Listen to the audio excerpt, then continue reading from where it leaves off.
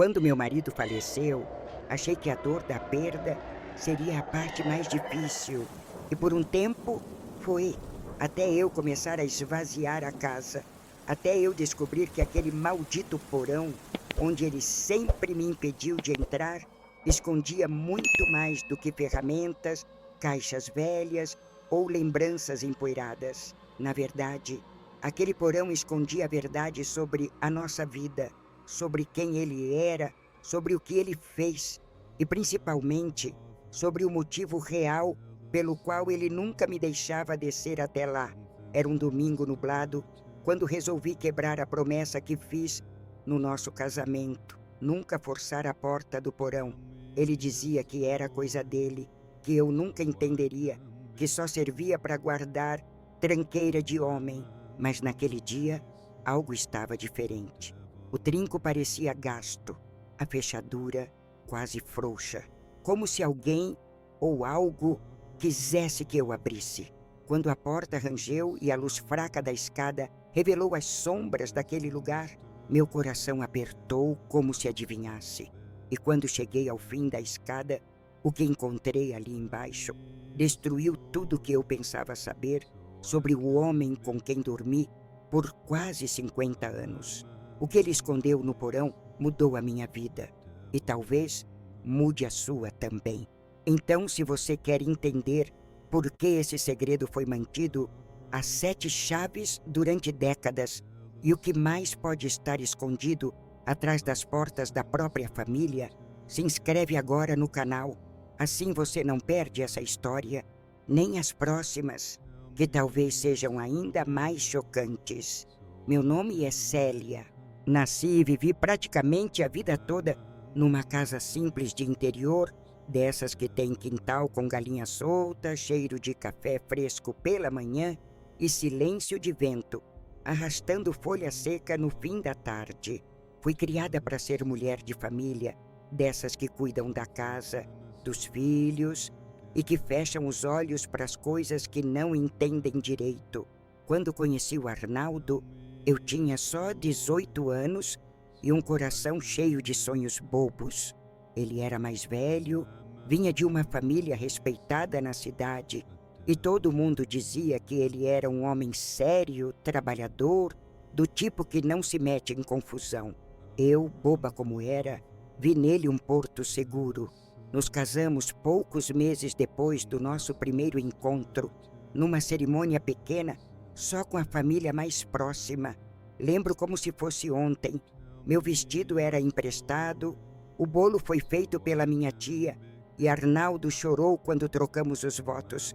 Naquela época, isso bastava para eu acreditar que seria feliz. A casa onde fomos morar era da família dele, pequena, mas com um terreno largo e um porão antigo que já vinha ali desde antes dele nascer. Arnaldo sempre dizia que aquele porão era só para guardar ferramentas, coisas velhas, lembranças do pai dele que ninguém mais queria mexer. Ele deixava claro que aquele espaço era dele e que eu não tinha motivo de para descer ali. No começo, eu não ligava. Tinha tanta coisa para pensar. Cuidar do almoço, limpar a casa, receber visitas da sogra que vinha toda semana para fiscalizar tudo. A vida foi passando. Tivemos 2 filhos, um menino e uma menina. Arnaldo era um pai presente, mas sempre mantinha um certo distanciamento. Era carinhoso, mas nunca se abria de verdade. Às vezes passava horas naquele porão, sozinho, e voltava com o rosto cansado, os olhos vermelhos, como se tivesse cavado o passado com as próprias mãos.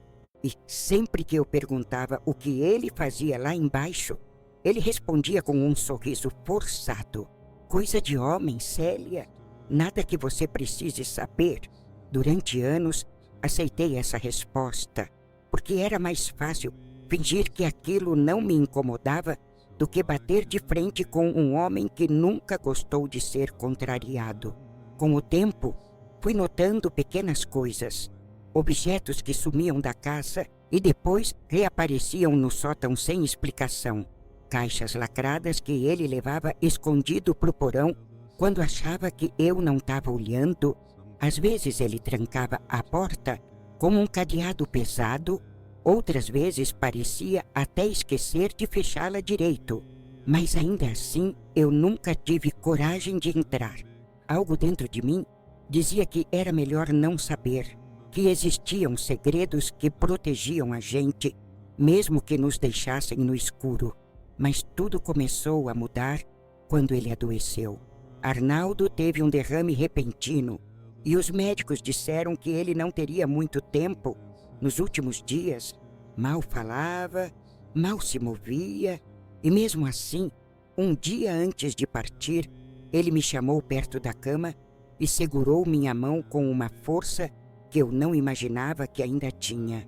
Seus olhos estavam cheios de algo estranho, como se lutassem contra alguma verdade que precisava sair. Ele tentou dizer algo. Seus lábios se moveram devagar. Eu cheguei mais perto. Célia, se um dia você, porão... E não conseguiu terminar. Foi a última coisa que ele disse. A última palavra dele foi porão. Aquilo me assombrou. Durante o velório, eu tentava pensar no que ele quis dizer. Tentei me convencer de que era só confusão da mente dele, que ele não sabia mais o que dizia. Mas no fundo, eu sabia que não era isso. Ele sabia que tinha pouco tempo e escolheu usar as últimas forças para me dizer algo sobre aquele lugar. Depois do enterro, a casa parecia mais fria. Os cômodos que antes tinham barulho de vida, agora ecoavam vazio. Meus filhos, já adultos, vieram me visitar por uns dias, mas logo voltaram para suas rotinas.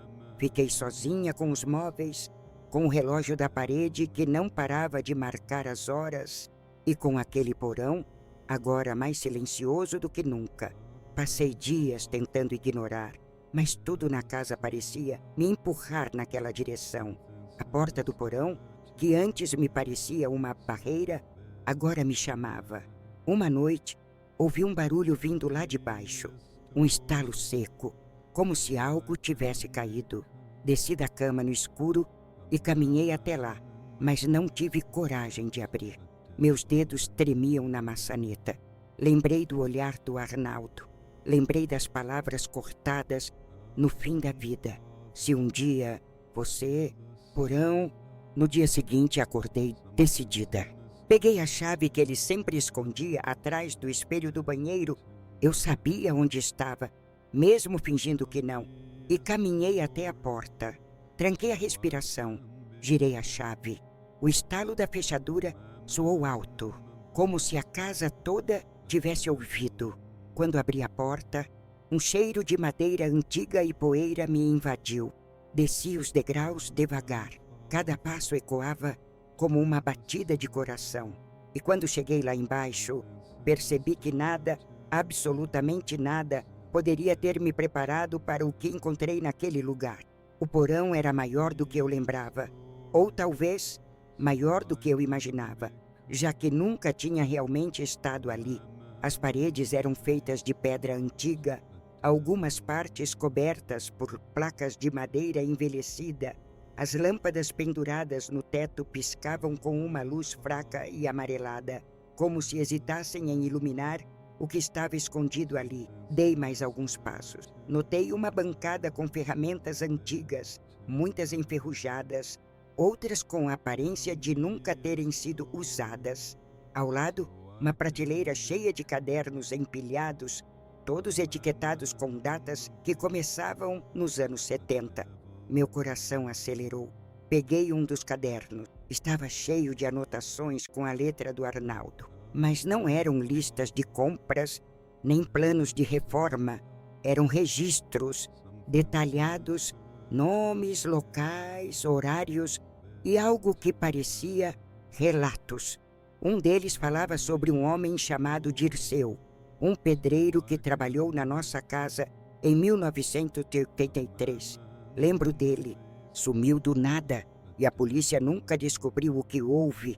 Arnaldo havia escrito tudo. O dia em que Dirceu veio trabalhar, os conflitos entre eles e uma data. A última entrada Era do mesmo dia em que o homem desapareceu. As anotações terminavam com uma frase em caixa alta: "Nunca deixe rastros." Minhas mãos tremiam. Fui folheando outros cadernos e encontrei mais nomes. Alguns que eu reconhecia, outros completamente desconhecidos. Havia até uma foto em preto e branco, colada no final de um deles. Era de uma mulher, jovem, chorando. Atrás dela, um fundo escuro, como se estivesse num lugar fechado. Meu estômago virou. Continuei explorando e encontrei uma porta nos fundos do porão, de ferro com uma tranca pesada e uma fechadura moderna demais para o resto da casa. Levei alguns minutos até encontrar a chave certa, escondida num fundo falso da bancada de ferramentas. Quando destranquei e abri, um corredor estreito apareceu, escuro, abafado, com cheiro de mofo e umidade. No fim dele, uma segunda sala. Essa sim parecia completamente fora de lugar. Tinha paredes forradas com painéis acústicos, prateleiras com fitas de vídeo, uma mesa com equipamento antigo de gravação e várias caixas lacradas. Então eu vi uma televisão pequena, daquelas com tubo antigo, ligada num videocassete. Uma fita já estava lá dentro. Por instinto, apertei o botão de play. A imagem surgiu granulada, como se tivesse sido gravada há décadas. Era Arnaldo, mais jovem. Estava sentado, olhando direto para a câmera, e atrás dele, alguém algemado, com o rosto encoberto por um pano. Arnaldo falava com calma, quase didático, como se estivesse explicando um processo. "Esse aqui foi difícil. Resistiu até o fim. Mas é importante manter o controle. Não podemos deixar que a dor ultrapasse o tempo estipulado." Eu gritei, tapei a boca com a mão, tentando sufocar o som. Aquilo não podia ser real. Era como se eu estivesse assistindo a um filme. Mas era ele, era o meu marido. A fita durou apenas alguns minutos, mas foi o suficiente para me fazer entender que havia uma parte do Arnaldo que eu jamais conheci, que talvez ninguém tivesse conhecido. Corri de volta para a escada, tropecei, quase caí, senti o chão girar, o ar rarear, subi devagar, trancando a porta atrás de mim, com as mãos tremendo. Nos dias seguintes tentei agir normalmente, fingia que nada tinha acontecido, mas as imagens não saíam da minha cabeça. Comecei a pesquisar. Fui até a biblioteca da cidade, vasculhei jornais antigos e os nomes que estavam nos cadernos começaram a reaparecer. Gente que desapareceu sem explicação. Pessoas que, segundo as matérias, sumiram da noite para o dia. Um caso me chamou a atenção. Uma mulher chamada Neide, que trabalhava como cuidadora de idosos e que havia sido contratada por uma família do nosso bairro nos anos 90. Ela desapareceu 2 meses depois de começar o serviço. Nunca mais foi vista. A família disse que ela simplesmente não voltou do dia para a noite. Nos registros da delegacia, constava que ela havia trabalhado para uma casa, exatamente a nossa. O nome do contratante? Arnaldo. A ficha caiu como um soco. Ele não apenas escondia segredos, ele deixava rastros, mas contava com a ignorância ou silêncio de quem não ousava olhar fundo demais. Levei tudo para um historiador local, um senhor chamado Elias, conhecido por estudar casos antigos e não resolvidos. Contei apenas uma parte da história. Mostrei os cadernos, mas omiti as fitas. Elias ficou em choque. Disse que muitos daqueles nomes estavam conectados a uma onda de desaparecimentos que por muito tempo foi atribuída a problemas de migração, fuga voluntária ou falhas na segurança pública. Mas, segundo ele, a frequência e a proximidade dos casos indicavam algo sistemático e, nas palavras dele, alguém que sabia exatamente como sumir com gente sem levantar poeira. Quando ele me olhou nos olhos e disse isso, eu tive certeza. Arnaldo não era só um homem reservado, era um predador silencioso. Comecei a ter medo de tudo, de estar sozinha naquela casa, de ouvir passos à noite, de descobrir que havia ainda mais do que eu imaginava. Voltei ao porão dias depois, mas dessa vez com um caderno na mão. Anotei tudo o que vi, cada fita, cada nome, cada registro. Tinha medo de que se algo acontecesse comigo, ninguém jamais soubesse. E então, enquanto revirava uma das caixas maiores, encontrei um envelope lacrado com meu nome. Elia, não abra! Estava escrito em letras grandes. Meu sangue gelou. A caligrafia era dele. Abri. Dentro havia uma carta.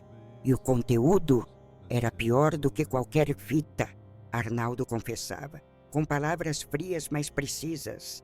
Ele dizia que durante a juventude se envolveu com um grupo que praticava o que ele chamava de correção moral.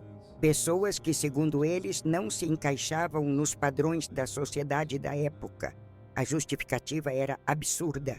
O grupo acreditava que estavam limpando o mundo de pessoas perigosas, mas no fundo era apenas um disfarce para atrocidades cometidas por prazer, controle e perversão. A carta explicava que ele tentou sair do grupo, que se arrependeu, que casou comigo tentando construir uma nova vida, mas que nunca conseguiu abandonar completamente o passado, que o porão era o único lugar onde ele ainda era ele mesmo. No final da carta, ele pedia perdão. Dizia que se eu tivesse chegado até ali, era porque ele já não podia mais me impedir.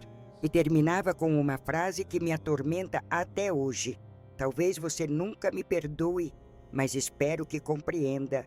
Parte de mim sempre te amou, e parte de mim nunca foi capaz de amar ninguém.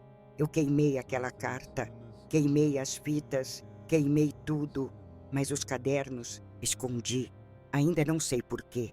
Talvez por medo, talvez porque no fundo eu saiba que a verdade precisa ser contada. Ou talvez porque aquela parte dele ainda viva em algum canto escuro da casa, esperando que o passado seja finalmente iluminado. Desde aquele dia, nada mais foi igual. A casa parecia respirar diferente, como se cada parede carregasse um segredo maldito que antes dormia quieto, mas agora sussurrava em cada silêncio. Passei semanas tentando entender como alguém que dormiu ao meu lado por quase 50 anos podia carregar tamanha escuridão dentro de si. A vizinhança, claro, continuava achando que Arnaldo era só um homem reservado, gentil, trabalhador, um marido exemplar. E talvez justamente por isso, ninguém nunca suspeitou. Mas eu sabia, e isso começou a me corroer. Eu estava diante de um dilema insuportável. Contar-se a verdade e ver nosso nome arrastado pela lama, ou me calar e proteger a ilusão construída por décadas. Foi aí que recebi uma visita inesperada. Um jovem jornalista chamado Felipe apareceu na minha porta, dizendo estar escrevendo uma série sobre desaparecimentos não resolvidos da década de 80. Ele dizia ter encontrado meu endereço num antigo contrato de trabalho da cuidadora Neide, a mesma que desapareceu misteriosamente. Quando ele mencionou o nome dela, meu coração congelou. Contei o básico, que ela trabalhou conosco por um tempo, que depois desapareceu. Disse que Arnaldo nunca comentou nada e que achamos que ela havia ido embora sem avisar. Felipe assentiu, mas eu percebi que ele não acreditava em mim. No fundo dos olhos dele havia mais perguntas do que respostas. E então ele puxou algo do bolso. Uma foto. Era a mesma imagem que eu vi na fita do porão. A mulher com o rosto coberto, as mãos presas e o fundo escuro. Essa foto foi deixada anonimamente na redação, ele disse. E no verso tem algo escrito. Ele me mostrou. Arnaldo sabe. Porão, escute o que a casa diz. Aquilo me tirou o fôlego. Alguém sabia? Alguém tinha visto? Ou talvez alguém tivesse sobrevivido. Nos dias seguintes, comecei a perceber coisas estranhas. As luzes do porão acendiam sozinhas. A porta trancada aparecia entreaberta, mesmo quando eu tinha certeza de tê-la fechado. Um dia, encontrei um dos cadernos em cima da mesa da sala e eu o havia escondido dentro de uma caixa trancada. Ou eu estava perdendo a sanidade, ou não estava mais sozinha ali. Levei o caderno até a delegacia. Falei com um investigador aposentado, amigo da minha irmã. Disse que havia encontrado o material enquanto organizava as coisas do falecido. O homem leu com atenção. Disse que mesmo sem provas físicas, aquilo poderia reabrir casos antigos, mas que oficialmente nada poderia ser feito sem evidências sólidas.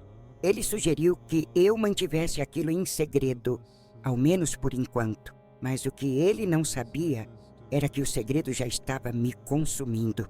Comecei a sonhar com o porão todas as noites. Sonhava que eu descia a escada e lá embaixo encontrava Arnaldo. Mas ele não estava velho. Estava jovem como nas fitas e sorria para mim, um sorriso frio, como se dissesse: "Você nunca me conheceu de verdade." Eu acordava, suando, com a sensação de que alguém me observava. Um dia, enquanto limpava a despensa, encontrei uma caixa que nunca tinha visto antes. Estava escrita à mão: "Cópias não queimar." Dentro havia várias fitas com datas diferentes e uma delas com meu nome. Tremendo, coloquei no videocassete antigo que ainda estava na sala. A imagem surgiu. Era eu, jovem, sentada na cozinha, falando ao telefone. Arnaldo estava filmando, escondido atrás da porta. O vídeo durava minutos. Mostrava momentos meus do dia a dia, tomando banho de sol, regando plantas, conversando com vizinhas, todos registrados secretamente. Era como se, durante todos esses anos, ele tivesse criado um arquivo da minha vida. Sem eu saber, aquilo foi a gota d'água. Eu precisava entender quem mais sabia. Fui até o cemitério visitar o túmulo dele. Era um lugar simples, rodeado de mato. Sentei ao lado e pela primeira vez falei tudo o que estava entalado. Perguntei como ele pôde, por que nunca me contou e, no fundo, por que me escolheu. E então percebi uma coisa. O túmulo ao lado tinha um nome familiar, Neide Santana, enterrada ali ao lado dele, mas o registro da delegacia dizia que ela nunca foi encontrada. Como aquilo era possível? Corri até a administração do cemitério, pedi para ver o registro. A funcionária disse que o enterro foi feito anos atrás e que um homem chamado Arnaldo foi o responsável pelos custos. Eu quase desmaiei. Ela estava ali esse tempo todo, enterrada ao lado do próprio algoz. O que significava isso? Culpa? Cinismo? Ou uma mensagem para mim? Passei a visitar aquele túmulo constantemente e foi numa dessas visitas que encontrei algo preso sob a pedra. Uma carta, escrita à mão, datada do ano anterior à morte dele. Célia, um dia você entenderá por que precisei fazer o que fiz.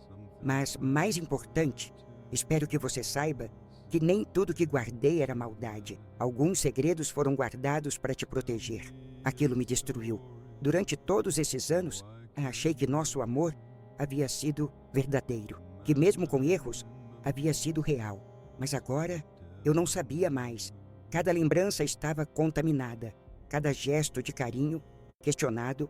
Voltei a casa e lá tomei uma decisão. Liguei para Felipe, o jornalista, disse que precisava contar tudo. Mostrei as fitas, os cadernos, os registros. Ele ficou em choque. Disse que era o tipo de material que poderia mudar tudo, mas que precisaria de tempo e de muito cuidado. Enquanto ele analisava tudo, comecei a escrever minha própria versão da história, um diário. Queria que, se um dia alguém quisesse saber a verdade, ela estivesse ali. E enquanto escrevia, descobri algo assustador. Havia buracos nas paredes do porão, pequenos, disfarçados entre as pedras, e dentro deles estavam escondidos objetos pessoais, brincos, relógios, anéis. pertences que provavelmente pertenciam às vítimas. Era como se ele tivesse criado um museu sombrio de memórias proibidas. E então, no fundo de uma dessas cavidades, encontrei uma pulseira. Era minha. Eu a tinha perdido no início do casamento.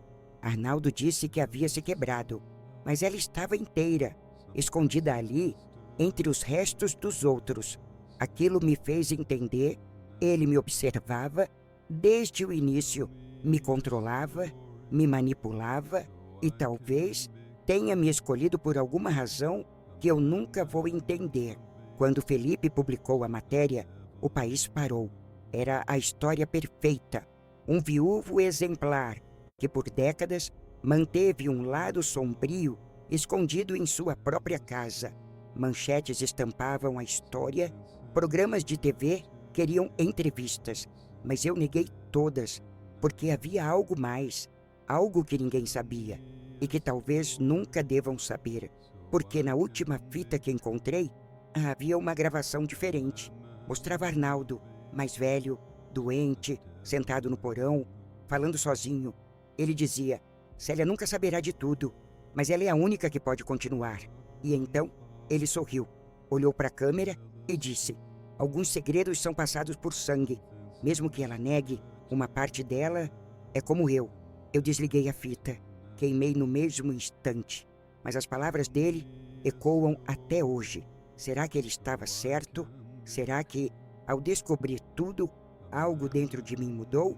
Porque às vezes, quando estou sozinha naquela casa, penso em descer novamente ao porão, não para destruir mais nada, mas para ver, Reverend compreender, como se a escuridão dele tivesse deixado uma semente em mim. E sem perceber, eu comecei a cuidar dela, alimentá-la e talvez ela tenha começado a crescer.